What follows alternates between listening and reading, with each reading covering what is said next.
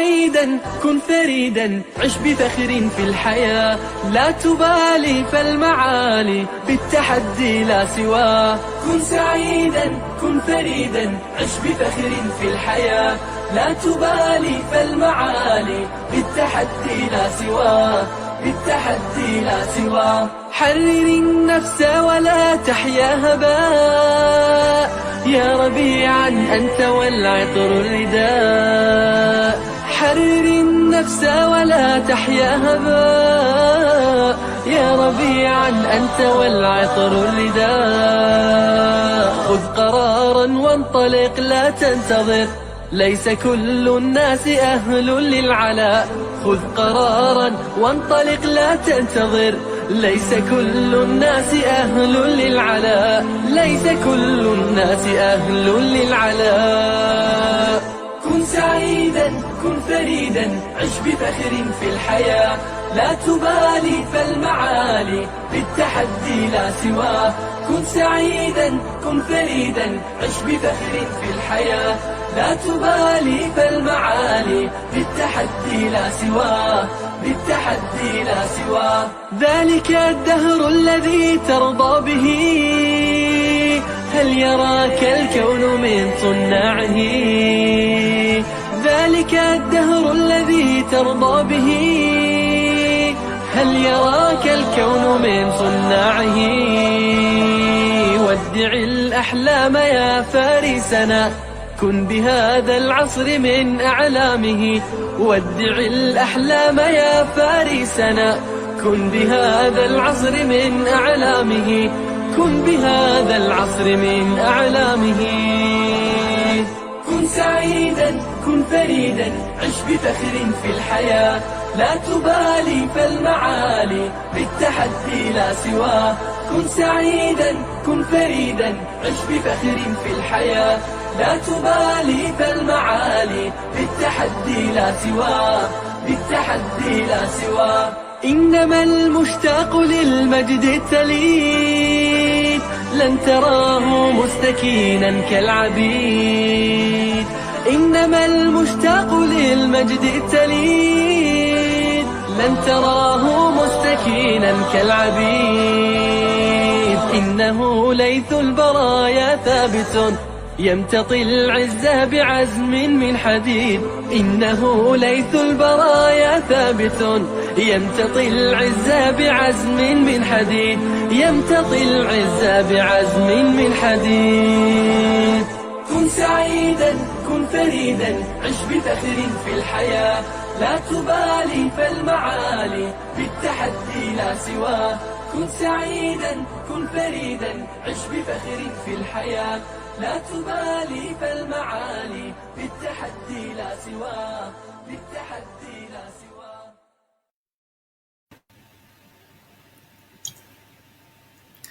Bismillahirrahmanirrahim. Innalhamdalillah nahmaduhu wa nasta'inuhu wa nastaghfiruh wa na'udzu billahi min syururi anfusina wa min sayyiati a'malina man yahdihillahu fala mudhillalah wa man yudlilhu fala hadiyalah wa asyhadu an la ilaha illallah wahdahu la syarikalah wa asyhadu anna Muhammadan 'abduhu wa rasuluh. Amma ba'd. Rabbi shrah li sadri wa yassir li amri wahlul 'uqdatam min lisani yafqahu qawli. Rabbi zidni ilma warzuqni fahma. Allahumma inna nas'aluka ilman nafi'a wa rizqan tayyiba wa amalan mutaqabbala. Assalamualaikum warahmatullahi wabarakatuh. Apa khabar jemaah muslimah kita di Masjid Kampung Siglap pada petang ini? Saya harap semua dalam keadaan yang sihat sejahtera hendaknya. Siapa bersama dengan saya pada pagi ini? Oh, kita ada Kak Noh kita. Ya, Assalamualaikum. Waalaikumsalam warahmatullahi. Kak Aisyah juga dengan kita. Alhamdulillah Kak Aisyah sama-sama sekali lagi kita. Siapa tu? Kak Mas. Okey, Kak Mas tu pun ada kat sini. Alhamdulillah. Kak Mas, kau salah admin je Kak Mas. Ustazah Sakinah tak? Okay. Tak ada kawan gurau je. Ni, Assalamualaikum Ustazah dan semua. Semoga sihat dan ceria selalu. Alhamdulillah. Waalaikumsalam warahmatullahi Kak Som. Sihat, ceria semuanya pada petang ini insya-Allah. Oh, adalah Kak Mas kat situ. Tadi petang yang panas hari ni, Cik doktor, alah kan panas ya Allah, saya rasa nak tidur je petang-petang ni ya Allah. Pukul 3 memang itu waktu tidur saya. Siapa yang kenal saya dah tahulah pukul 3 ni Saudara Sakinah dia tak main-main ni. Maknanya dia buat pekerjaan yang khusus untuk dia rehat lah sebenarnya. Dan Alhamdulillah saya lihat di sini ada ramai dengan kita. Contohnya Kak Zah, ada Nur Faiz, Syafi'i, saya rasa ni mungkin Syafi'i minggu lepas agaknya lah. Liza juga bersama dengan saya di situ, Aliza Aziz, Waalaikumsalam, Ustazah dan kawan-kawan. Cuma dia bagi saya hati berwarna hijau. Lain sedikit warna hati dia ya. Hati dia warna hijau. Kenapa hati warna hijau tu Liza? Adakah anda pencinta alam ke pencinta haiwan? Okey. So, adalah satu kurang saja di situ. Okey, Kak Siti Suja. Kak Siti, mana kucing? Tak boleh tengok kucing kat sini. Kak Siti je tepuk tangan lagi. Oh, it's not tepuk tangan je. Hai. Okay. Hai Kak Siti. Assalamualaikum. Assalamualaikum. Okey, baik Muslimah. Kita pada petang ini, kita akan menyambung perbincangan kitab kita. Kitab apa? Kitab Ad-Da'wah. Ustazah tak ingat nama kitab. Okey, terima kasih admin dia letakkan Ustazah. Kalau tak ingat pun tak tahu nak kata apa. Dia letakkan di situ kitab rujukan Ad-Da'wah oleh Imam Ibn Al-Qayyim Al-Jauziyah.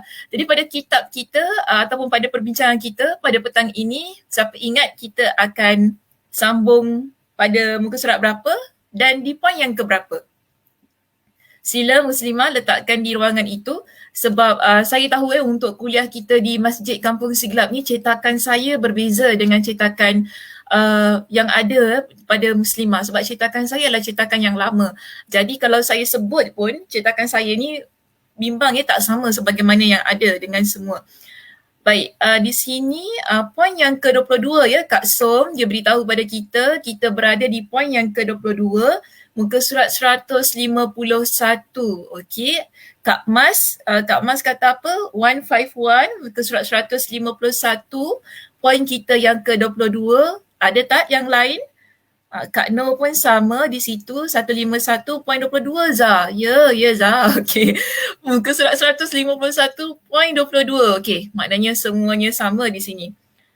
Tidak ada yang berbeza ya. Maknanya di sini saya seorang yang berbeza. Kerana poin dia sama tetapi muka surat kita berbeza. Okey, kita lihat muka surat berapa Ustazah? Ustazah berada di muka surat yang sebentar ya. Mana slide saya ni? Slide kita hilang awak. Kejap ya. Ustazah berada kita berada di muka surat. Oh no, ini bukan muka suratnya Ustazah. Sila slide yang berikutnya. Yes, ini dia. Jika saya, jika Ustazah, poin kita sama. Poin yang ke-22. Allah, saya tersilap ya di sini. Inilah namanya bila kita menaip dalam keadaan mengantuk ya. Kemaksiatan, bukan kemaksiatan ya. Kenapalah ejaannya. Ada K di situ, K tertinggal ya. Kemaksiatan, mematikan kecemburuan hati. Tadi kan ramai di kalangan muslimah kita yang kata mereka berada di muka surat 151. Okey, jika Ustazah, muka surat Ustazah 158. Mungkin ada di kalangan muslimah yang mana kitabnya sama cetakan dengan Ustazah. Sila ya buka halaman 158. Namun jika tak jumpa di muka surat 158, sila ikut sebagaimana yang teman-teman kita kongsikan di ruangan komen, iaitu kita berada di halaman 151. Bagi perbincangan poin kita yang ke-22 iaitu kemaksiatan mematikan kecemburuan hati. Okey? Semuanya sudah bersedia? InsyaAllah. Baik. Untuk poin kita yang ke-22 ini, saya rasa saya lagging. Minta maaf ya. Kejap. Kita tunggu dia sekejap. Saya tunggu kejap. Bagi dia relax dulu. Ke tetap lagging? Macam mana? Macam mana admin okey? Tazah okey? Lagging teruk ke tidak? Dia ketawakan saya orang belakang tabir ni. Teruk ni, itulah teruk ni. Macam mana ya teruk ni, Ustazah? Okey. Itulah ya, teruk lah. Macam mana ni, Ustazah? Ustazah jadi tak jambu bila lagging macam gini kan? Walaupun nampak jambu, tudung jambu, slide dia jambu, tapi kita jadi tak jambu dekat dalam ni. Teruk sangat ni. Ya, saya faham. Boleh kita keluar sekejap? Admin, boleh ya? Ustazah minta, saya mohon kepada jemaah, mohon tunggu sebentar sebab kita boleh ubah cara untuk saya paparkan diri saya di sini. Jadi saya harap jemaah semuanya dah okey? Betul dah okey? Nanti sekejap lagi kan dia jadi balik ni. Betul dah okey? Macam mana? Jemaah okey ke tidak, Ustazah? Wi-Fi kacau bilau dari your mouth and words tak sync. Ni maknanya Wi-Fi. Okey, saya tahu. Ni Wi-Fi. Sekarang okey. Oh, sekarang okey. Sejak okey, sejak KO. Macam mana kita ni? Ni macam tak okey balik ni.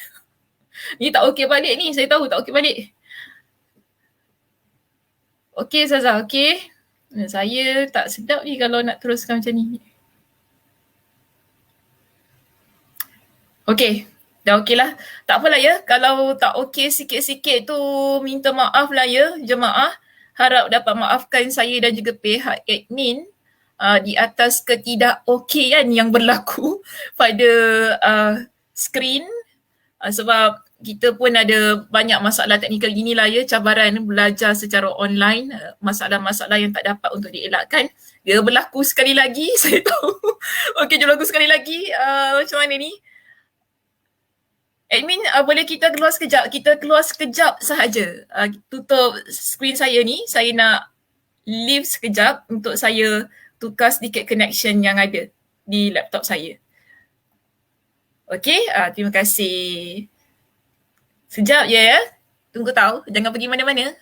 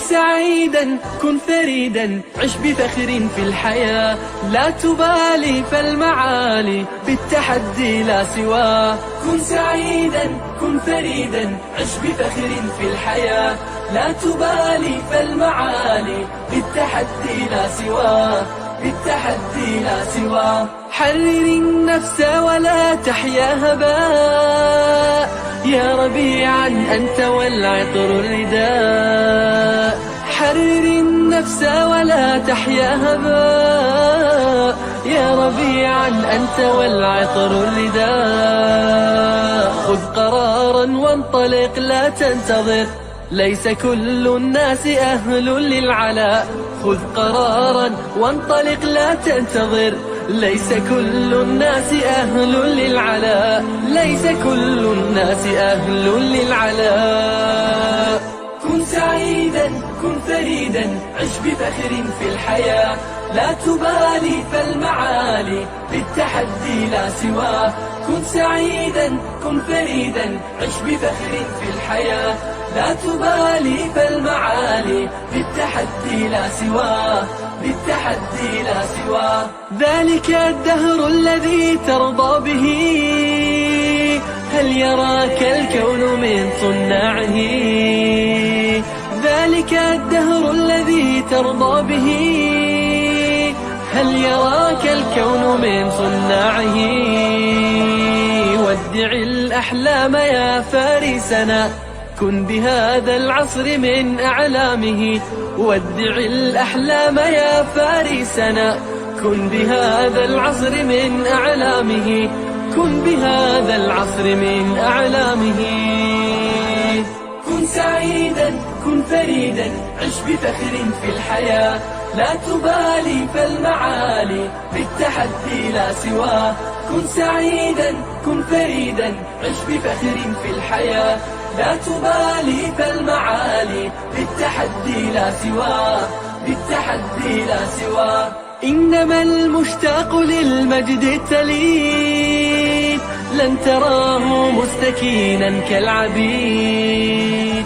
إنما المشتاق للمجد التليد لن تراه مستكينا كالعبيد. إنه ليث البرايا ثابت يمتطي العز بعزم من حديد. إنه ليث البرايا ثابت يمتطي العز بعزم من حديد، يمتطي العز بعزم من حديد. كن سعيدا، كن فريدا، عش بفخر في الحياة، لا تبالي فالمعالي بالتحدي لا سواه. كن سعيدا، كن فريدا، عش بفخر في الحياة، لا تبالي فالمعالي بالتحدي لا سواه، بالتحدي لا سواه.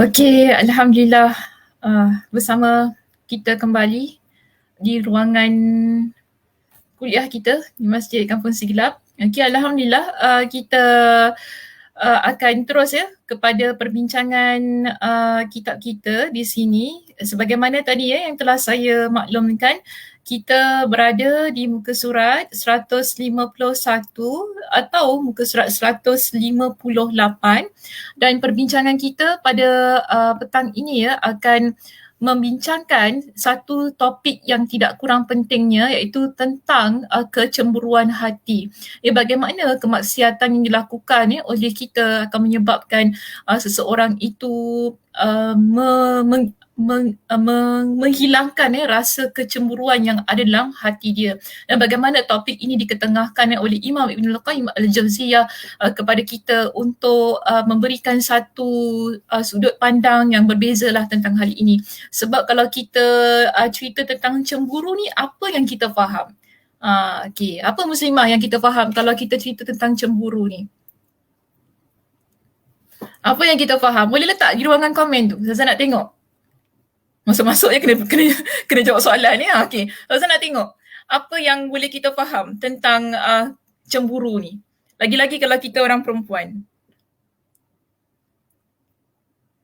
Bagaimana, apa yang kita faham kalau kita kata, awak cemburu So, apa yang kita faham tentang cemburu ni? Macam mana you nak describe ataupun macam mana you nak tahu itu adalah satu perbuatan ataupun rasa cemburu? Kebiasaannya ataupun secara umumnya lah untuk kehidupan kita ni. Iri hati dengan kelebihan orang lain, lebih cantik, lebih kaya. Kak Som jawab begitu. Iri hati dengan kelebihan orang lain, lebih cantik, lebih kaya. Ini lain sikit. Ini namanya dengki ni Kak Som. Yelah, cemburu yang bawa kepada kedengkian. Okey, boleh ada yang lain? Ada jawapan daripada yang lain? Ustazah nak lihat juga selain daripada jawapan diberikan oleh Kak Som. Kak Noh, ada apa-apa yang nak dikongsikan tentang cemburu? Ataupun Kak Zah ke Kak Siti ke apa kat situ? Boleh kongsikan bersama saya dan rakan-rakan yang mengikuti kuliah kita pada petang ini? Ada, Kak Som seorang je. Tengah fikir ni. Cemburu macam mana nak cerita cemburu tu kan semua mesti tengah fikir macam mana nak type apa ni okey. Kak Mas kata apa tu? Wanting something. Ayat dia. Wanting something that someone else has. Okay. Boleh ke tidak? Okay, kita hold dulu jawapan Kak Mas di situ. Ada jawapan yang lain? Kak Noh. Okay, Kak Noh kata apa tu? Rasa terancam dan takut. Itu cemburu. Jawapan yang ni, the latest jawapan ni bagus. Kak Som, cemburu kalau suami ada isteri lain. Macam tu ya. Cemburu kalau suami ada isteri lain tau. Dia bukan cakap ada patahir ke ada skandal. Ada isteri lain. Ini memang tepat tembakan dia ya untuk orang perempuan. Kak Marni ni sini. Kak Marni kata apa tu? Perkongsian kasih sayang. Okay. That's why you ada rasa cemburu. Kak Siti terus dia berikan perkataan yang lain. Jealous.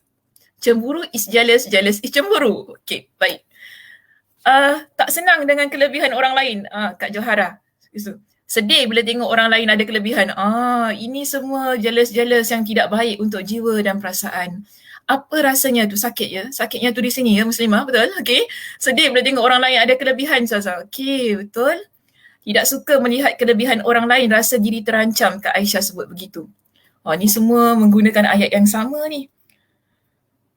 Macam itu ke makna cemburu? Begitu ya? Okay. Ustazah, apakah jawapan yang ingin Ustazah berikan pada petang ini? Kita lihat begini. Imam Ibn Hajar Al-Asqalani dalam kitabnya menyatakan tentang maksud cemburu ini, lalu mengambil juga pendapat daripada Qadi Iyad dalam kitab itu. Menjelaskan bahawa rasa cemburu ini adalah perubahan yang terdapat dalam hati kita. Satu rasa yang mengubah keadaan hati kita ini. Ya. Dan daripada rasa cemburu itu, ia menyebabkan berlaku satu golakan perasaan yang menimbulkan dalam diri kita. Betul ke tidak? Ada tak orang yang tak pernah rasa cemburu dalam hidup dia? Macam pelik je soalan Zazah ni. Ada ke? Sila angkat tangan ya murid-murid. Ada ke orang yang tak pernah rasa cemburu? Saya tak pernah rasa cemburu seumur hidup saya, Ustazah. Okey je saya ni, engkau nak ada apa lantak engkau lah. Mungkin lah ya orang begitu kan.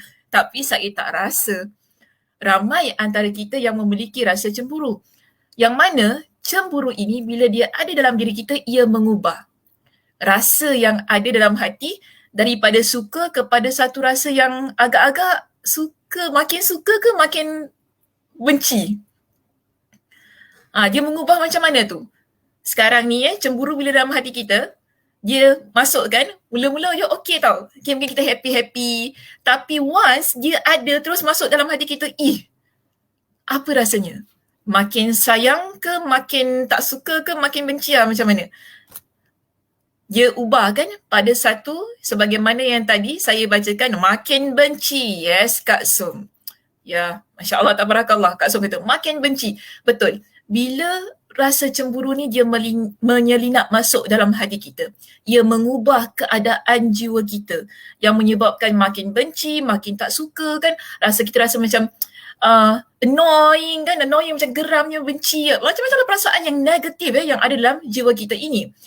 Sebab itu tadi, Qadhi Iyad dalam kitab yang makna pendapat yang dipetik oleh Imam Ibn Hajar Al-Asqalani, dia kata apa?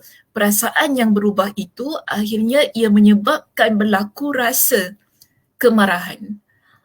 Berlaku gejolak rasa kemarahan.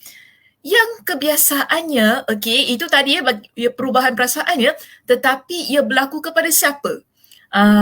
Di sini dia letakkan satu yang lebih spesifik, yang lebih khusus. Dia kata yang melibatkan insan-insan yang bagi kita special, insan yang dekat dengan kita, yang kita sayang. Itulah yang menyebabkan kita rasa cemburu. Kita ni kebiasaannya, ini beza cemburu dan dengki tau Muslimah. Kalau dengki ni, kan dia memang jealous kemudian lalu dia berubah menjadi dengki. Itu beza, itu topik tu letak tepi beza. Sekarang ini saya nak bincangkan tentang rasa cemburu yang mana ia melibatkan orang yang kita sayang. Ya, insan yang dekat dengan kita. Mungkin kalau kita orang perempuan suami kita, ibu yang dia rasa cemburu dengan anak. Cemburu ni benda yang nanti kita akan explain lah kenapa perlu ada rasa cemburu ni. Dan kenapa maksiat tu dia akan menyebabkan hilang langsung perasaan cemburu tersebut. Dia begini, kalau kita rujuk kepada perenggan yang pertama, saya nak terus masuk kepada perenggan kita yang pertama ini supaya nanti kita dapat ikut the flow bagaimana perbincangan yang ditampilkan oleh Imam Ibn Al-Qayyim dalam kitabnya. Dia kata, antara kesannya bila kita ni melakukan dosa, ia akan mematikan api cemburu dari hati yang merupakan sumber kehidupan dan kebaikan bagi jiwa manusia. Cemburu asalnya adalah satu rasa yang baik. Satu rasa yang dijadikan Allah Subhanahu Wa Taala dalam diri kita sebagai satu fitrah. Maknanya normal, normal kita ni ada rasa cemburu. Bila kita nampak mungkin ada sesuatu lah yang berlaku lah dalam rumah tangga kita, kita rasa jealous dengan perkara itu, dengan situasi tersebut. Jadi perkara itu adalah normal. Sebab itu kita tak nafikan ada orang kata apa, cemburu tu tanda sayang Ustazah. Ya betul ke? Siapa setuju di sini cemburu tu tanda sayang? Kalau tak cemburu tu tak sayang ke? Cemburu tu tanda sayang kan, dia kata kan. Kalau kita jealous maknanya kita sayang lah, kita suka orang tu. Oh begitu keadaannya. Tapi kebiasaannya memang begitulah secara umumnya saya kata umumnya begitu. Kenapa ada rasa cemburu? Suami mungkin dia buat sesuatu kita rasa jealous, isteri kita lakukan sesuatu kita rasa jealous, anak kita ada buat sesuatu yang kita rasa macam ini something yang kita tak suka yang menyebabkan kita rasa jealous. Ataupun cemburu tadilah, saya guna perkataan cemburu. Keadaan-keadaan yang begini, dia sebenarnya baik. Kenapa kita kata baik? Kerana kecemburuan yang ada itu tadi, ia mampu untuk menghalang perkara-perkara yang tidak baik berlaku. Nanti saya explain lagi bagaimana, apa yang saya maksudkan bila kita kata ia menghalang perkara yang tidak baik berlaku. Jadi yang pentingnya kita pegang. Perenggan pertama yang ditekankan oleh Imam Ibn Al-Qayyim Al-Jawziyah itu tadi, yang mana dia kata bahawa cemburu ia adalah sesuatu kebaikan, cemburu ini adalah sesuatu sumber bagi kehidupan kita. Orang kata asam garam lah ya muslimah dalam hidup ini, sebab tak indah juga kalau hidup kita ni tidak ada rasa cemburu, kan semuanya rasanya sama sahaja. Tak normal lah katanya, tak fitrah, tak normal keadaan yang sedemikian. Jadi sebab itu cuba cari perkataan ini dalam perenggan kita yang pertama. Imam Ibn Al-Qayyim dia kata begini, orang yang paling mulia, paling bersungguh-sungguh dan paling tinggi keutamaan ataupun kemahuannya adalah orang yang paling cemburu terhadap dirinya, orang-orang terdekatnya dan manusia pada umumnya. Jadi mereka yang memiliki fitrah begini maknanya dia normal. Dia adalah dia memiliki satu kedudukan yang mulia, kedudukan yang baik lah, senang kata sedemikian. Kedudukan yang baik, yang mana ada perkara-perkara bila dia lihat menimbulkan rasa kecemburuan. Contohnya ialah hadis Nabi yang akan kita baca ini. Ketika Nabi SAW mempersoalkan tentang kecemburuan Sa'ad, tentang kecemburuan Sa'ad terhadap isterinya. Di sini ya muslimah, kita lihat dalam kitab kita tidak menampilkan hadis yang lengkap. Jadi di sini Ustazah datangkan dengan redaksi yang lebih detail supaya kita dapat faham apa sebenarnya yang diucapkan oleh Sa'ad itu tadi. Apa sebenarnya yang diucapkan oleh Sa'ad itu tadi yang menyebabkan Nabi SAW keluarkan topik ini di kalangan sahabat.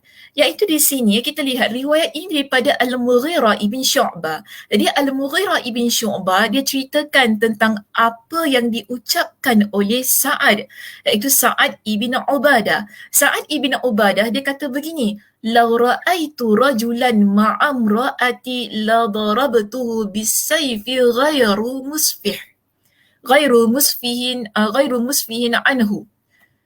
Maknanya apa? Sa'ad ibn Ubadah, aku kalau nampak ada orang lelaki dengan isteri aku, iaitu buat perkara-perkara yang keji, isteri dan lelaki ini buat perkara-perkara yang keji, aku takkan teragak-agak untuk penggal ataupun untuk aku bunuh, untuk aku pukul lelaki itu dengan pedang ataupun dengan apa-apalah senjata tanpa aku maafkan dia. Begitu maksudnya, ghairu musfihin, tanpa aku nak maafkan dia. Kalau kita lihat kepada terjemahan yang saya letakkan di situ, saya akan penggal kepalanya tanpa ampun, aku tak kisahlah engkau siapa, begitu keadaannya. Jadi ini kata-kata Sa'ad. Lalu dalam riwayat ini kita dapati Nabi SAW pun diceritakan kepada baginda. Sebab itu dalam teks ini kita dapati apa kata Nabi, apa kata Al-Mughirah, fabalagha dzalika rasul. Jadi perkara itu sampai kepada Nabi SAW. Maknanya ungkapan kata Ubadah ibn Samit itu sampai kepada Nabi. Jadi apa kata Nabi? Admin tolong besarkan slide saya nak baca slide itu. Apa kata Nabi SAW? Nabi SAW pun kata, "Ata'jabuna min ghairati Sa'din." Adakah kalian hairan dengan rasa cemburunya Sa'ad? Nabi tanya. Okey, adakah kalian hairan dengan rasa cemburunya Sa'ad? Lalu Nabi SAW pun bersabda, "Fawallahi la ana aghyaru min wallahu aghyaru minni." Jadi Nabi kata apa? Demi Allah, justru saya lebih cemburu daripada dia dan Allah lebih cemburu daripada saya. Hadis ini diriwayatkan oleh Imam Muslim. Boleh faham hadisnya? Di sini Nabi SAW sebutkan tentang kecemburuan Sa'ad itu. Nabi tak kata teruknya Sa'adnya. Bahkan Nabi tanya kepada sahabat-sahabat yang lain, kalian hairan ke dengan kecemburuan Sa'ad tu sampai Sa'ad dia nak penggal kepala orang kalau seseorang itu berbuat keji ni, maksudnya berzina, maaf saya guna perkataan ini. Tetapi kalau nak faham dengan lebih lanjut ialah maksud Sa'ad ni kalaulah berlaku perzinaan antara isteri dan antara isteri dia dengan lelaki lain, dia akan penggal kepala lelaki itu tanpa dia cakap banyak. Kerana apa? Dia rasa cemburu dengan situasi tersebut. Jadi di sini Nabi SAW kata apa? Perkara itu bukan satu hal yang perlu dihairankan oleh kita sebab ia adalah perkara yang normal. Dan Nabi SAW kata apa? Aku lebih cemburu daripada Sa'ad. Maknanya kalau itu berlaku ke atas aku, maka lebih dahsyat mungkin keadaannya berlaku. Dan Nabi SAW highlightkan dalam riwayat ini, Nabi kata apa? Allah lebih cemburu daripada aku. Dengan kata lain begini muslimah, hadis ini nak tunjukkan kepada kita, cemburu ini sebenarnya adalah satu rasa yang mana bila kita nampak perkara yang mungkar, sebagaimana Sa'ad itu tadi. Dia nampak, dia kata kalau dia nampak perkara keji yang berlaku kepada isteri dia ataupun orang lain buat ataupun kedua-dua ini buat perkara keji, maka dia akan bantras kekejian tersebut. Ini maksud Sa'ad. Jadi Nabi SAW juga kata begitu. Ya, kalau baginda nampak perkara-perkara yang keji, perkara yang mungkar, baginda akan bantras perkara itu. Dan Allah Subhanahu Wa Taala bahkan lebih-lebih lagi dalam keadaan yang tidak suka, benci kepada kemungkaran.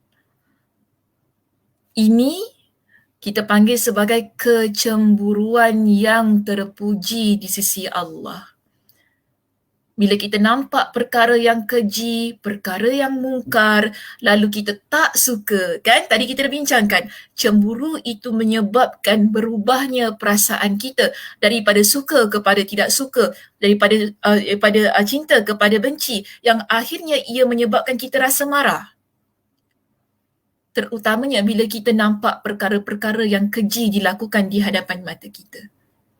Ini cemburu yang disyariatkan dalam agama kita. Dan jika kita lihat dalam kitab kita ya, di muka surat 158 lah ya, kalau untuk kitab Ustazah, ada sebuah lagi riwayat yang didatangkan kepada kita. Apa riwayatnya? Sila lihat ya, Muslimah dalam kitab masing-masing. Disebutkan masih lagi dalam kitab As-Sahih, iaitu baginda Nabi SAW bersabda ketika berkhutbah masa solat gerhana. Saya tidak tampilkan ya hadis ini dalam slide saya. Saya minta sila rujuk dalam kitab masing-masing. Nabi SAW sebutkan begini. Ya ummata Muhammad, wahai umat Muhammad, ma ahadun aghyaru minallahi an ayyazniya abduhu aw tazniya amatuhu.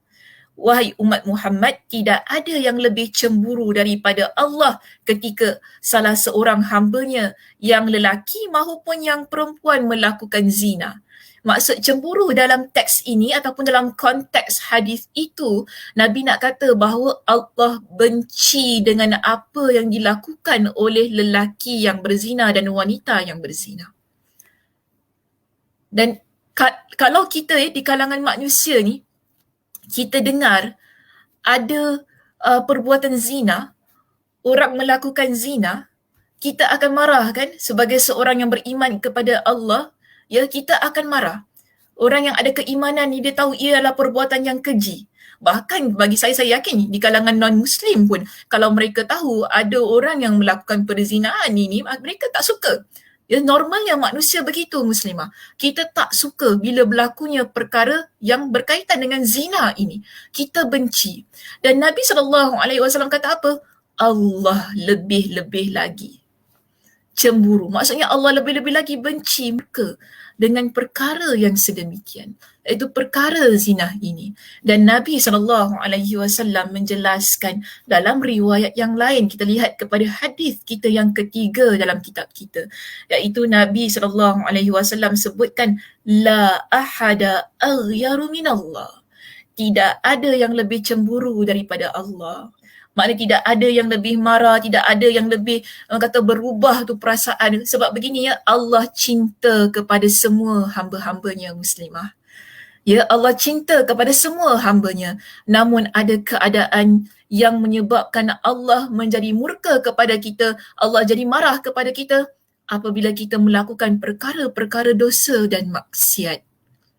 Saya datangkan sebuah hadis di sini. Ya, yang lebih kurang samanya dengan apa yang terdapat dalam kitab kita.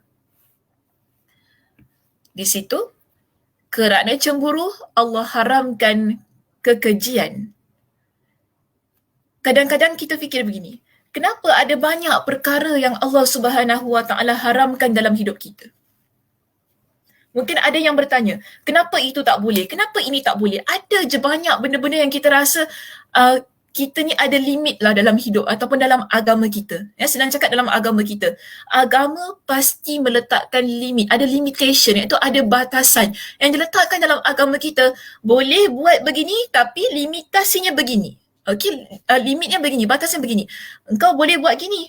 Okey, boleh nak minum apa, boleh minum apa saja. Tapi ada limit. Apa limitnya? Arak tak boleh minum.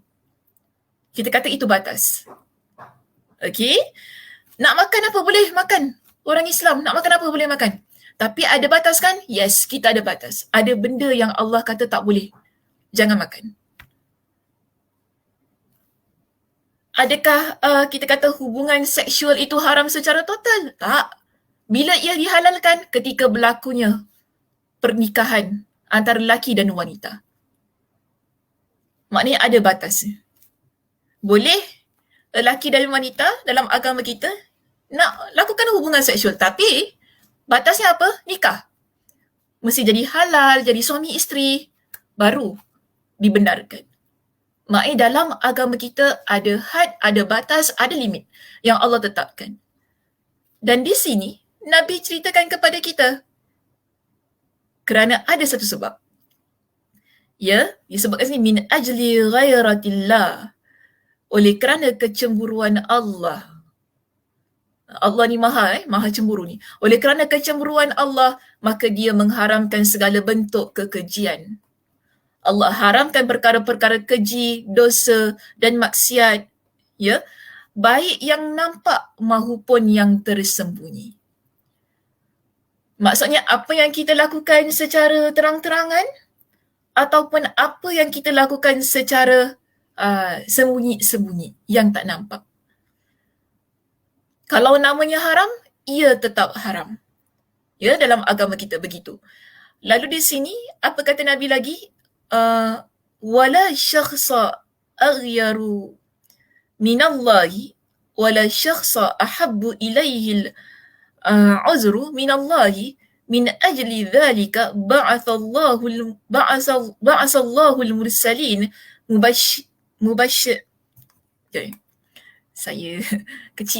mubashirina wa munzirina wala syakhsa ahabbu ilaihi al-midhatu minallah min ajli dhalika wa'adallahu al-jannah. Nabi SAW jelaskan kepada kita dalam hadis ini. Tidak ada seseorang yang lebih cemburu daripada Allah dan tidak ada seorang yang lebih suka memberi peringatan terlebih dahulu daripada Allah.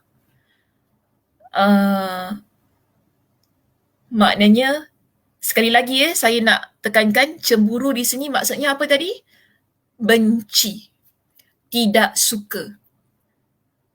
Nabi tekankan tidak ada yang lebih cemburu daripada Allah tentang hal-hal yang haram ini. Tidak ada yang lebih suka memberikan peringatan terlebih dahulu daripada Allah.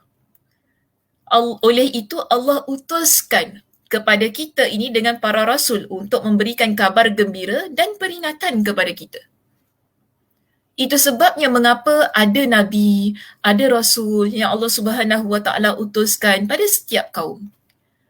Kalau kita lihat kepada sejarah-sejarah umat-umat yang terdahulu, di kalangan mereka melakukan dosa, melakukan maksiat, adakah Allah biarkan? Tidak. Allah Subhanahu Wa Taala datangkan kepada mereka dengan peringatan. Allah berikan kepada mereka dengan nabi, dengan rasul untuk mengajar kepada mereka dengan kebaikan, ingatkan kepada mereka, berikan nasihat kepada mereka, bawa mereka kembali ke pangkal jalan. Itu yang Allah Subhanahu Wa Taala cinta. Allah berikan peringatan kepada kita terlebih dahulu. Dan di sini Nabi SAW sebutkan, dan tidak seorang pun yang lebih suka kepada pujian daripada Allah. Kerana itulah Allah menjadikan syurga. Kerana itulah Allah Subhanahu Wa Taala menjadikan syurga. Okey, ini hadis yang terdapat pada slide saya. Sila lihat yang terdapat dalam kitab. Dia ada sedikit perbezaan daripada sudut lafaz itulah. Kalau dalam kitab, di perenggan awalnya dia sama dengan apa yang terdapat dalam slide Ustazah. Jadi saya sengaja datangkan perbezaan riwayat ini untuk saling menguatkan antara satu dan yang lain. Jadi kita faham, ada juga hadis yang bunyinya begini, ada juga hadis yang bunyinya begini. Jadi di samping apa yang terdapat di slide saya ini, kita lihat di dalam kitab kita, apa Nabi kata, wala ahada ahabbu ilaihi al'uzru minallah. Setelah Nabi SAW jelaskan kepada kita bahawa Allah Subhanahu Wa Taala benci kepada perkara yang haram, tidak kira sama ada dilakukan secara zahir ataupun batin, itu secara tersembunyi ataupun secara terang-terangan. Nabi kata, tidak ada yang lebih menyukai uzur, iaitu alasan daripada Allah. Ini part ni yang tidak ada dalam slide kita. Itu ada daripada kitab. Okay, jadi mungkin boleh digariskan ataupun siapa yang ada highlighter nak highlightkan dalam kitab tu kan, gariskan part ini. Wala ahada ahabbu ilaihi la'uzru minallah. Tidak ada yang lebih menyukai uzur, iaitu alasan daripada Allah. Di samping kita lihat begini, Nabi SAW ingin beritahu kepada kita, di samping Allah itu maha cemburu, sehingga Allah Subhanahu Wa Taala mengharamkan beberapa perkara lah dalam kehidupan kita ini. Kerana tidak mahu kita buat dosa, tak nak kita melakukan kemaksiatan. Jadi di sini Nabi kata, ada sesuatu yang ada pada Allah, itu sifat Allah, yang mana Allah cinta kepada alasan, iaitu sebab mengapa berlakunya sesuatu kemaksiatan yang kita lakukan. Kadang-kadang kita ada melakukan kemaksiatan kerana sebab-sebab yang tertentu. Di sini Nabi kata Allah suka untuk mendengar alasan itu bagi memberikan keampunan kepada kita. Keadaannya sedemikian. Sebab itu begini, bila kita lihat yang cuba dijelaskan oleh Imam Ibnul Qayyim Al-Jauziyah dalam kitabnya ini, cuba lihat muslimah pada perenggan yang berikutnya setelah hadis yang baru kita baca ini. Imam Ibnul Qayyim kata apa? Hadis tersebut menggabungkan antara cemburu. Jadi, kita lihat begini.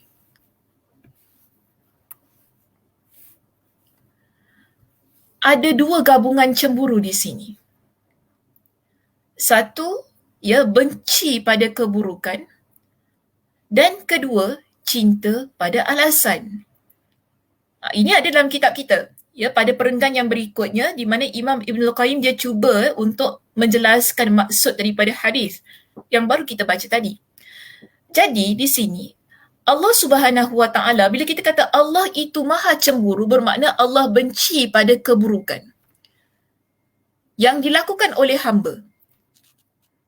Namun, dalam masa yang sama, Allah Subhanahu Wa Taala juga cinta pada alasan. Dengan kata lain, ini menunjukkan kesempurnaan Allah pada keadilan, kasih sayang dan kebaikan. Iaitu Allah maha adil, maha pengasih dan maha baik terhadap hamba-Nya.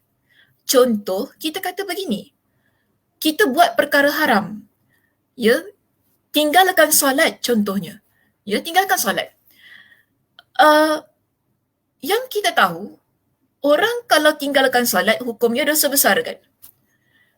Namun kita lihat begini, keadilan Allah, kasih sayang Allah dan alasan dan kebaikan Allah Azza wa Jal. Bila kita tinggalkan solat, tak terus-terus Allah letak kita, okey, kau dosa besar. Aku tak nak dengar lagi apa-apa alasan kau. Yang penting aku tahu kau tinggalkan solat, aku letak engkau pada kategori dosa besar.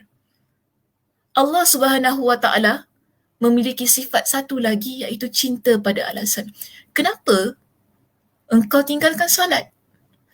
Mungkin kita kata, kita tertidur. Okay, nampak tak tu? Okay, kita tertidur, lepas tu kita tertinggal solat. Dalam keadaan yang sedemikian, adakah Allah Subhanahu Wa Taala nak letakkan kita pada kategori orang yang dosa besar? Tidak.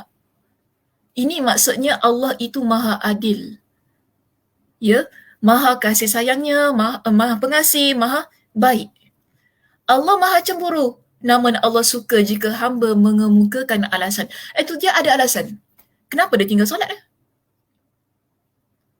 Kita kata, tertidur. Okey. Allah maafkan kita. Dia terlupa. Contoh kan, terlupa. Banyak sangat kerja tiba-tiba, rupanya lupa solat zuhur tadi kan, dah sibuk sangat. Terlupa. Adakah dalam keadaan kita terlupa, tertidur ataupun apa secara yang tidak sengaja itu tadi, Allah tak nak dengar, maknanya Allah tak kisah. Yang penting Allah tahu engkau tinggalkan solat, engkau dosa besar, aku azab kau masuk dalam neraka. Tidak. Allah tidak begitu, muslimah. Sifat Allah, di samping Allah itu benci kepada keburukan yang menyebabkan Allah Subhanahu Wa Taala sediakan azab kepada mereka yang melakukan keburukan ini, namun ada keadaan yang mana dalam kecemburuan Allah, iaitu yang mana Allah benci pada keburukan, Allah juga cinta kepada alasan yang dikemukakan oleh hambanya. Dan keadaan ini berbeza muslimah dengan manusia. Kita ni manusia bila cemburu beza keadaannya. Sebab tu kita manusia tak akan pernah sama. Ya, kita makhluk ni tak akan pernah sama dengan Tuhan, iaitu Allah Azza wa Jal yang menciptakan kita. Kenapa? Apa bezanya? Kita kata kita cemburu, ya, kita ni manusia ada dua keadaan bila cemburu. Pertama, kita cemburu dan kita cepat menjatuhkan hukuman. Dan kita tak nak dengar penjelasan dan alasan pada kecemburuan yang ada pada diri kita tu. Kebiasaannya manusia begitu. Dan kita tahu kita cemburu. Okey, mungkinlah kita kata kita nampak suami kita dengan wanita lain. Ya, kita nampak suami kita dengan wanita lain. Pada masa tu kita cemburu. Jangan cakap dengan saya tak cemburu ya. Okay. Kita cemburu. Yes, of course. Kita rasa geram, bencinya aku. Kita nampak kan suami kita dengan wanita lain. Masa tu kita nampak. Tapi ada di kalangan, ada di kalangan orang yang dia tak nak dengar explanation daripada suami dia. Nampak ya situasi? Suami dia cuba explain, yang tadi tu kan customer I, gini. Kita tak, I tak nak dengar apa you punya explanation. Okay, yang I tahu you dengan perempuan. Ada perempuan, ada wanita, dia begitu keadaannya. Ini situasi yang pertama. Kita tak nak dengar. Tak mahu menerima penjelasan dan alasan. Ada juga pada situasi yang kedua muslimah. Kita manusia ni cemburu. Ya, tapi sayangnya situasi yang kedua ini dia cemburunya kurang. Yelah, saya nampak suami saya dengan perempuan, okey. So apa? Apa masalahnya tu? Apa masalahnya suami saya dengan perempuan lain? Nampak tak keadaannya? Dia punya cemburu tu tak ada, ataupun kita kata kurang. Yang mana dia boleh menerima alasan kerana kurang rasa cemburu. Suami kata, tu customer I. Okeylah, customer you. Okay. Bukan alasan pun dijadikan alasan. Dan kalau pun kita fikir kan, kita nampak sekarang ni, kita nampak dia dengan wanita. Kemudian dengan wanita ni, kita nampak suami kita dengan wanita, kemudian dia pegang-pegang. Ini ya, dia pegang-pegang sana, pegang sini kan. Yang pegang-pegang lain-lainnya pegang ya. Okey, bukan pegang-pegang biasa. Ni pegang-pegang lain, pegang sana, pegang sini kan. Orang yang kurang rasa cemburu ni muslimah, dia akan create pelbagai macam alasan untuk membenarkan apa yang dia lihat. Kita kata, alah biasalah, customer dia biasalah macam gitu, kan dia entertain orang. Kita akan guna alasan yang sedemikian. Dan ada yang lebih teruk, ada takdir lelaki aku nak buat macam gitu, nak buat macam mana? Okay. Keadaan yang kedua ini, yang cuba ditampilkan oleh Imam Ibn Qayyim Al-Jawziyah untuk menunjukkan bahawa kita ni makhluk. Kita ni manusia. Kalau kita berada pada kedua-dua keadaan ini, ia adalah cemburu yang tidak sihat. Cemburu yang tidak baik. Ia boleh mendatangkan keburukan-keburukan yang lain.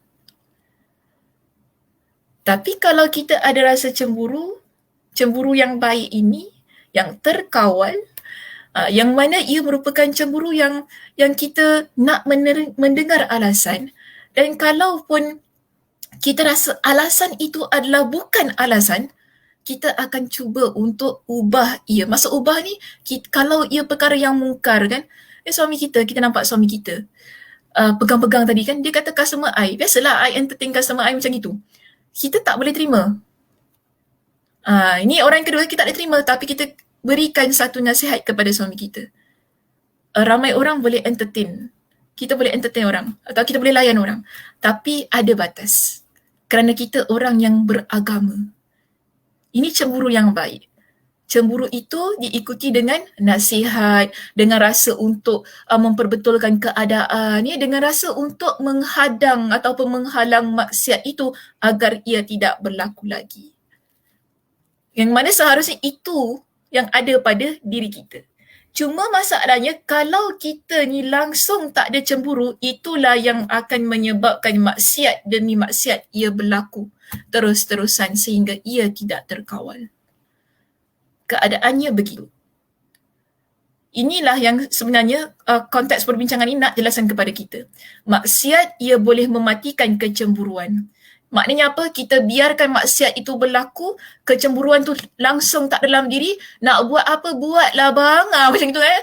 Nak pegang, nak tidur dengan siapa, tidurlah bang. Ini masalah, minta maaf ya kalau kasar saya beri contoh. Kita biarkan. Kita biarkan bang muslim. Maknanya kita rasa macam tak ada apa-apa. Langsung tak ada. Kalau kita ada rasa cemburu, kita akan rasa marah kan? Kalau suami kita buat perkara-perkara yang mungkar, hatta kita kata kalau kita dapat tahu suami kita dia mesej wanita lain, kita rasa macam itu tak sepatutnya berlaku. Mungkin di luar kita kata di luar bidang kerjanya lah kan, sebab ada lah, jangan pula nanti kalau cemburu yang sangat-sangat ni masalah pula itu cemburu yang pertama ya, cemburu yang sangat ni suami kita mesej klik dia ke apa, kita dah mengamuk ke tak tentu pasal kan, dah pergi serang perempuan tu, itu masalah pula, kita pula jadi malu. Itu yang pertama lah. Tapi kalau yang kedua ini, kita langsung tak kisah. Ya, suami kita nak berbual dengan perempuan mana, sembang sampai ke jam 1, 2, 3 pagi yang bukan mahram ni terkikit terkekek dekat mesej. Kita kata, saya open minded, tak kisah suami kita nak mesej dengan orang mana kan. Ini ya muslimah, ia tak bagus. Sebab apa? Kita ni kalau tak ada rasa cemburu, tak ada rasa marah tu, maknanya kita biarkan kemaksiatan berlaku di hadapan mata kita.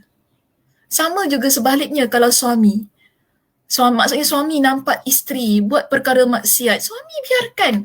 Sebab itu tadi kalau kita nak relate balik dengan hadis cemburu Sa'ad tu kan, yang mana Sa'ad kata, aku kalau nampak lelaki dan isteri aku ni buat perkara keji, aku akan pukul lah. Maksudnya maknanya dia tak boleh nampak perkara maksiat yang berlaku. Yang berlaku kepada siapa? Orang yang dia sayang, orang yang dia cinta, iaitu pasangan dia. Maknanya apa? Cemburunya cemburu yang baik untuk mengekang kemaksiatan. Dan ini perlu ada pada diri kita muslimah. Bila kita nampak ya mungkin anak kita dia keluar dengan lelaki, dia keluar dengan perempuan, tanpa batas lah, saya kata tanpa batas. Bagaimana rasanya? Bagaimana rasanya? Adakah kita biasa-biasa sahaja, kita suka ke apa? Tak apa, sama-sama muda lagi, tak apa. Ada ibu bapa begitu kan? Tak apalah, muda lagi. Nak buat macam mana orang muda? Kita macam tak pernah muda. Macam gitu, kita macam tak pernah muda. Tak boleh sebenarnya muslimah. Maknanya kita kena guide. Ya, kita tak kata kita halang terus. No, you tak boleh buat gini. Tak. Tapi kita guide anak kita. Okay, kita guide anak kita, banyak berikan nasihat, banyak itu, banyak ini.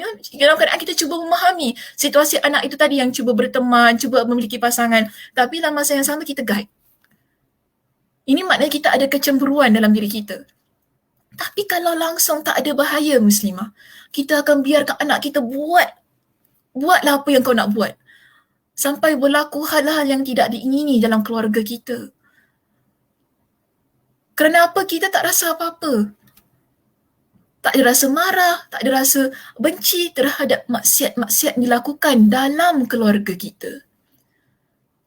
Sebab apa? Mungkin kita sendiri yang melakukan perkara itu sehingga kita nampak perkara yang dilakukan oleh orang yang special, orang yang utama tadi kan dalam kehidupan kita, kita nampak pun tak ada apa-apa. Kerana kita sendiri yang melakukan kemaksiatan tersebut, mungkin saya kata, keadaannya begitu. Jadi topik ini sebenarnya nak mengajarkan kepada kita dalam hidup ini cemburu itu perlu ada dalam keadaan cemburu yang dibenarkan oleh agama untuk ia mengekang kemaksiatan yang berlaku di hadapan mata kita. Situasinya sedemikian. Jangan berada pada cemburu pertama dan kedua ini. Yang ada pada makhluk, kebiasaannya ada pada makhluk. Mungkin kita lihat dalam situasi-situasi yang berbeza. Cuba lihat, sebelum itu cuba lihat kepada hadis yang ada dalam kitab kita. Pada hadis yang keempat, kita ada 3 hadis tau dalam perbincangan kita ini. Tadi hadis Sa'ad, kemudian hadis yang mana Nabi sebutkan Allah Subhanahu Wa Taala cemburu kepada orang yang berzina, maknanya Allah benci kepada orang yang berzina. Kemudian Allah benci kepada kekejian sebab Allah Maha cemburu kerana Allah benci kepada kekejian, Allah haramkan kekejian. Lalu kita ada hadis yang ketiga. Di sini Nabi SAW menyebutkan, inna minal ghairati ma yuhibbuha Allah wa minha ma yubghiduha Allah. Sesungguhnya ada cemburu yang disukai Allah dan ada pula yang dibenci Allah. Okay, ada cemburu yang Allah suka, ada cemburu yang Allah benci. Cemburu yang Allah suka itulah yang tadi saya jelaskan. Bila kita ni nampak, kita cemburu ya, pasangan kita buat perkara maksiat, yang kita rasa itu tak seharusnya berlaku, dan kita cuba kekang ataupun kita cuba sekat kemaksiatan itu. Ini Allah suka. Maknanya Allah cinta keadaan cemburu yang sedemikian. Normal lah keadaan yang begitu. Tak suka dan kita nampak benda-benda yang keji ni, itu tak apa. Tapi jangan sampai kita berada pada cemburu yang Allah benci, kan? Yang mana Nabi kata fallati yubghiduha Allahu al-ghairatu fi ghairi riba. Yang mana dia kata siapa yang mana tadi? Cemburu yang dibenci Allah adalah cemburu tanpa alasan. Cemburu yang tak ada sebab, kan? Ini masalah juga, cemburu buta, senang kata cemburu buta. Tak ada sebab tiba-tiba nak cemburu. Sebab begini, cemburu yang tanpa alasan ini dan tanpa keraguan ini, ia akan menyebabkan kita ada su'uzon, kita ada prasangka yang tak baik. Sebab itu ya, bila kita ni ada rasa cemburu, kita kena buka juga jiwa kita ini menerima penjelasan. Kenapa perkara itu berlaku? Kenapa dilakukan sedemikian? Cemburu kan begitu kan? So jangan sebabkan kita ni cemburu sangat, kita sampai tak nak dengar apa yang cuba dijelaskan. Mungkin kita tersilap pandang, mungkin kita tersilap faham dengan apa yang kita lihat. Jadi penting ya untuk kita letakkan kecemburuan tersebut pada tempat yang betul. Okey, baik. Seterusnya kita lihat dalam slide saya ini, kenapa dosa dia menghilangkan cemburu? Okey, kenapa dosa ia menghilangkan cemburu? Ada 2 poin yang disebutkan oleh Imam Ibn Al-Qayyim Al-Jawziyah dalam kitabnya. Poin ini ada dalam kitab kita di muka surat 161. Jika di muka surat Ustazah ya, saya tak pasti pada kitab Muslimah yang lain di mana kedudukan teks ini, mungkin boleh cuba cari di perenggan yang bermula dengan maksudnya. Maksudnya setiap kali bertambah kuat interaksi seseorang dengan dosa, dan sila ya bantu teman-teman yang lain jika jumpa perenggannya letak di ruangan komen. Jadi teman-teman yang lain boleh sama-sama rujuk pada teks itu. Ya, silakan letakkan di ruangan komen untuk bantu teman-teman yang lain rujuk di mana kedudukan teks yang nak saya terangkan dan saya baca ni. Kita lihat begini Muslimah. Dosa ni, bagaimana dosa itu dia boleh menghilangkan cemburu yang merupakan fitrah Allah anugerahkan dalam diri kita sebagai manusia. Mana page 154. Okey, terima kasih Kak Mas, Kak Noor dan juga Kak Som di situ. Muka surat 158 ya Muslimah, jika nak sama-sama lihat ataupun pergi, kita nak go through this text. Okey. Jadi kita lihat di situ bagaimana dosa yang kita lakukan sebagai manusia ia boleh menghilangkan rasa cemburu dalam hati kita, yang merupakan fitrah yang Allah Subhanahu Wa Taala ciptakan ya dalam diri kita ini. Tak kiralah sama ada lelaki ataupun wanita. Ya, wanita lebih-lebih lagi ya ada rasa cemburunya. Di sini Imam Ibn Al-Qayyim jelaskan kepada kita. Setiap kali bertambah kuat interaksi seseorang dengan dosa. Bila ada orang dia melakukan dosa, bertambah kuat interaksinya dengan dosa, maka keluarlah rasa cemburu dari hatinya terhadap diri sendiri, keluarga dan manusia umumnya. Maknanya bila dia buat dosa, rasa cemburu tu dia keluar. Maknanya tak ada, hilang daripada diri dia. Yang dia sendiri buat, yang sepatutnya dia benci kepada kejahatan, kemaksiatan. Saya senang kata beginilah ya, nak mudah faham apa yang kita bincangkan, cemburu tu maksudnya benci. Okey, benci pada kekejian ataupun kemaksiatan. Yang seharusnya ya kita ni Muslimah, bila kita buat perkara-perkara maksiat ini, kita akan benci dengan perkara itu. Tapi bagaimana bila kita dah lakukan maksiat, kita sendiri yang buat maksiat. Ya, bila ada keluarga kita yang buat maksiat ataupun kita nampak orang lain buat maksiat, kita tak rasa apa-apa. tak ada rasa benci tu. Rasa cemburu tu tak ada, rasa benci tu tak ada. So, bila kita buat maksiat itu dalam keadaan yang tidak benci apa yang kita lakukan, inilah yang menjadi penyebab rasa cemburu tu keluar daripada hati kita. Ya, rasa cemburu tu keluar daripada hati kita. Dan rasa cemburu dia jadi sangat lemah sehingga dia tidak menganggap keburukan sebagai keburukan. Jadi bila rasa cemburu tu keluar daripada hati kita ni sedikit demi sedikit, kan, keadaan tersebut menyebabkan apa? Kita tak nampak lagi perkara yang buruk sebagai buruk. Kita dah tak nampak lagi dosa sebagai dosa. Ya, sama ada dilakukan diri dia sendiri ataupun orang lain. Dia buat, dia tak rasa dosa, apatah lagi kalau orang lain buat. Ini bahayanya. Bila cemburu tu hilang. Itu yang tadi saya berikan contohnya. Kan kita dah tak rasa apa-apa dah bila pasangan kita buat perkara yang melanggar syariat. Cemburu tu dah tak ada dah. Cemburu tu sebenarnya bagus tau muslimah bila letakkan pada tempat yang betul, tempat yang betul. Tapi kalau diletakkan pada tempat yang salah, itu yang jadi tak bagus lah. Kan? Tapi kalau letak pada tempat yang betul, ada juga para ulama meletakkan ia sebagai cemburu yang syar'i. Dia syar'ikan cemburu ini. Cemburu yang syar'i kerana kita akan lihat perbuatan itu sebagai perbuatan yang kita perlu tampil untuk halang pasangan kita, ahli keluarga kita agar berhenti lakukan perbuatan itu. Jadi kalau nampak begini contoh saya nak balik pada satu contoh yang mudah sangat untuk kita apply dalam hidup kita ni. Contoh macam tadi saya kata, kita nampak suami kita ni dia teks wanita lain kan, kita mula rasa cemburu. Lalu kita pesan pada suami kita, yang you janganlah yang mesej-mesej dia ni kan, mungkin dia tu janda, dia tu janda, nanti jadi fitnah. I faham you ni nak ni kan, nak ada ni lah, tapi maybe you can text her dalam masa office hour. Kan, so kalau dah after office hours tak payahlah nak text. Maknanya itu nampak tak kecemburuan kita itu bila kita suarakan pada suami kita, ya, maknanya kita tak suka, maknanya kita berikan kepada dia dengan satu signal, apa yang dia buat tu ada perkara yang salah. Suami kita dengar apa kita cakap, ya, sekurang-kurangnya, saya faham, tak semua suami boleh terima, tapi sekurang-kurangnya, dia tahu, kita tak suka dengan apa yang dia buat. Dan perkara yang dia buat adalah perkara yang salah. Ini kita kata cemburu yang betul. Cemburu yang nak letakkan satu keadaan di tempat yang betul. Cemburu yang syar'i. Boleh beza ya, muslimah, saya harap dapat bezakan keadaan itu.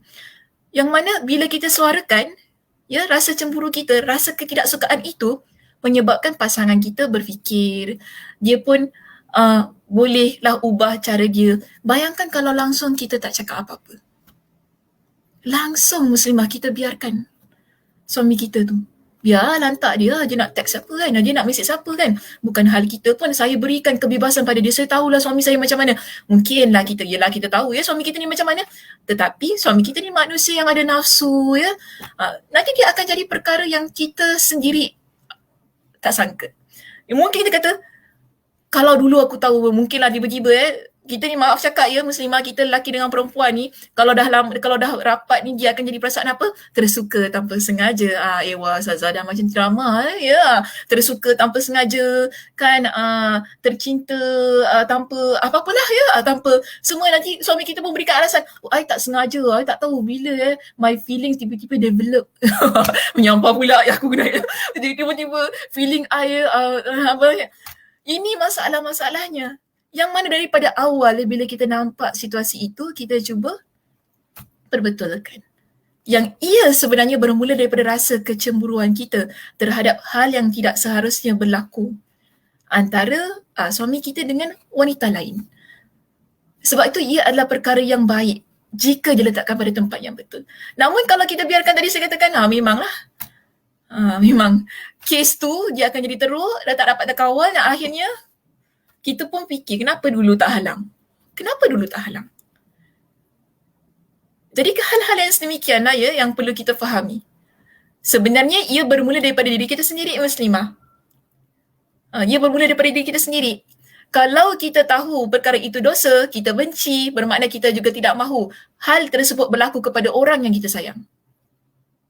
Tapi kalau kita sendiri yang melakukan dosa, yang menyebabkan rasa cemburu tu keluar daripada hati kita, yang akhirnya rasa cemburu tu kurang, dia lenyap. Bila lenyap, kita dah tak nampak dah mana satu buruk, mana satu baik, mana satu dosa, mana satu pahala. Kita akan nampak semua benda sama, semuanya tak kisah, okey, akhirnya KO. Begitu situasinya. Okey? Jadi, kita lihat begini. Mana dia? Saya nak tutup perbincangan kita pada petang ini dengan 2 poin yang penting. Saya tak nak baca panjang-panjang ya Muslimah, dalam kitab kita ni ada banyak lah perkara-perkara kan, nanti dia drag. Nanti makin tak faham, makin orang kata complicatednya perbincangan ni ya. Jadi saya cuba explain, saya cuba jelaskan apa yang terangkum pada poin yang ke-22 ini dengan bahasa yang mudah, dengan penjelasan yang kita boleh dapat tangkap dan mudah faham untuk kehidupan kita sehari-hari ni. Ya, keseharian kita ni. Jadi senang begini Muslimah. Daripada keseluruhan ya, poin kita yang ke-22. Kita faham rasa cemburu yang merupakan fitrah dalam hati kita ini, ia dapat menolak keburukan dan kekejian. Sebab itu ada cemburu yang Allah cinta, ada cemburu yang Allah benci. Ya, dan ini kita boleh relatekan kenapa Allah Subhanahu Wa Taala cemburu. Kenapa Nabi SAW juga ada rasa cemburu? Kerana apa? Kerana di situ, bukan kita. Kerana Allah Subhanahu Wa Taala benci bila ada di kalangan hamba-Nya yang melakukan perkara yang buruk dan keji. Jadi bila ia ada dalam diri kita ni sebagai seorang hamba dengan rasa cemburu itu tadi, secara mudahnya kita nak kata, rasa ini ia mampu untuk bantu kita menolak, mengekang, ya, membetulkan keadaan yang buruk dan keji. Dalam masa yang sama, bila kita ada rasa cemburu yang kita tak hilangkan daripada diri kita, ia dapat menjaga maruah diri kita. Sebab tadi pun kita dah jelaskan, orang yang dia buat maksiat, dia tak kisah dah. Kecemburuan tu keluar daripada diri dia, daripada hati dia, dia dah tak kisah dah. Mana yang baik, mana yang salah, dia tak kisah adakah perkara itu akan menjatuhkan maruah diri dia. Namun kalau cemburu itu kekal dalam diri dia, dalam hati dia, dia akan sentiasa menjadi insan yang menjaga maruah dirinya sendiri dan juga maruah orang lain yang ada di sekitarnya, terutamanya insan-insan yang dia sayangi dan cintai. Ini kepentingan cemburu dalam diri seorang Muslim. Kita tak boleh buang rasa cemburu daripada hati kita. Ia perlu ada. Dan jangan sesekali kita hilangkan ia. Bagaimana ia boleh hilang? Ia boleh hilang bila kita melakukan kemaksiatan demi kemaksiatan. Yang kita rasa tak ada apa-apa dengan dosa dan maksiat yang kita lakukan. Jadi hati-hati Muslimah. Ya, bila kita buat maksiat ini, sebab kadang-kadang ya kita buat maksiat kita sedar tau. Kita tahu kita melakukan kemaksiatan. Dan dalam keadaan yang kita sedar kita melakukan kemaksiatan, kembalilah kepada Allah. Untuk kita jaga apa-apa satu fitrah, satu anugerah yang memang Allah dah letakkan dalam diri kita ini. Kerana kalau ia hilang, kita akan hilang juga harga diri kita, bahkan harga diri orang yang kita sayang, orang-orang yang ada di sekitar kita. Okey Muslimah, wallahu a'lam bishawab, itu sahaja perbincangan kita untuk petang ini. Terima kasih di atas perhatiannya. Ya, mudah-mudahan ya sedikit sebanyak apa yang kita kongsikan pada petang ini dapat beri manfaat kepada semua yang mengikuti kuliah kita. Macam mana? Ada apa-apa soalan ke? Kita pukul berapa ni? 4.18. Kejap ya, nasib baik tak mati.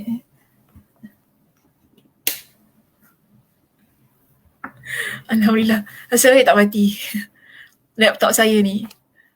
Rupanya bateri dia dah flat. Sebab tadi saya buka full screen ya, saya tak nampak apa yang berlaku di belakang tabir. So saya tak tahu yang bateri laptop saya dah nak mati tadi. Alhamdulillah. Sikit lagi tu. Jazakillah khair Dr. Very deep tentang cemburu ni. Betul, very deep kan Kak Mas? Mungkin ramailah yang kurang prihatin juga ya, ataupun ramai yang tidak mengetahui tentang topik cemburu dalam agama kita, sebab agama kita membincangkan berkenaan cemburu ni daripada perspektif yang sedikit berbeza.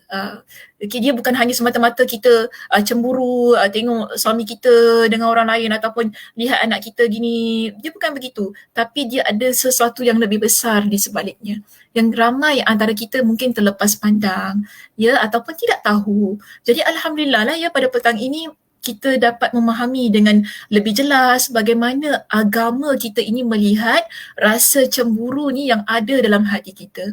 Sebab kalau ia tak terkawal pun masalah juga. Jadi sekarang kita bincangkan tentang kecemburuan yang baik yang perlu kita kekalkan. Tapi yang tak baik tu tak boleh lah. Sebab yang tak baik itu dia akan buat kita suuzon, buruk sangka, tak ada apa-apa pun kita rasa ada apa-apa. Itu bahaya, itu tak bagus. Daripada sudut psikologi, dari sudut mental lah, itu banyak, dia akan memberikan banyak perkara-perkara yang tidak baik. Tapi kalau kita letakkan ia pada tempat yang betul, sebagaimana yang diajarkan oleh sunnah dalam agama kita, dalam syariat, insya-Allah ia sesuatu yang baik yang mampu untuk kita jaga diri ni daripada perbuatan maksiat. Bahkan bukan kita saja, tapi insan yang kita sayang. Suami kita, pasangan kita, kan, adik-beradik kita, maknanya yang mahram ni lah kan, adik-beradik kita, kawan-kawan kita, orang-orang yang ada di sekitar kita. Sebab kita nampak perkara yang dosa tu tadi, yang menyebabkan kita benci. Senang kata, kecemburuan ini menimbulkan rasa benci. Okay? Wallahu'alam. Alhamdulillah, jazakillah khair Ustazah wa iyyak Kak Zah. Alhamdulillah, syukran kathira Ustazah atas perkongsian pada petang ini. Thank you so much Tim Masjid Kampung Siglap. Yes. Alhamdulillah. Kalau tak ada orang belakang tabir ni, saya tak tahulah kan lagi ke terus saya punya skrin ni kan. Baik, alhamdulillah. Okey, Kak Sonia, alhamdulillah, terima kasih Ustazah atas pencerahan yang baik. Kak Nur juga, alhamdulillah, terima kasih Zah. Okey, baik muslimah, jika tidak ada sebarang persoalan, saya kira kita boleh tutup pengajian kita pada petang ini. Sekali lagi saya ucapkan terima kasih kerana sudi untuk bersama-sama dengan saya di waktu petang yang panas terik. Yang begitu topik pun panas ya. Dengar tadi contoh-contoh tu macam nak geram ya, tak? Saya bagi contoh pun rasa macam nak geram juga tadi ya. So kita lihatlah ya, alhamdulillah Allah SWT berikan kepada kita dengan ruang dan peluang untuk menuntut ilmu agama ini. Jadi jaga juga baik-baik peluang dan ruang yang Allah Subhanahu Wa Taala berikan. Mudah-mudahan kita konsisten ya, kita dapat teruskan dalam pengajian kita sehinggalah kita dapat selesaikan perbincangan kita berkenaan dengan kesan dan dosa yang dilakukan oleh seorang hamba.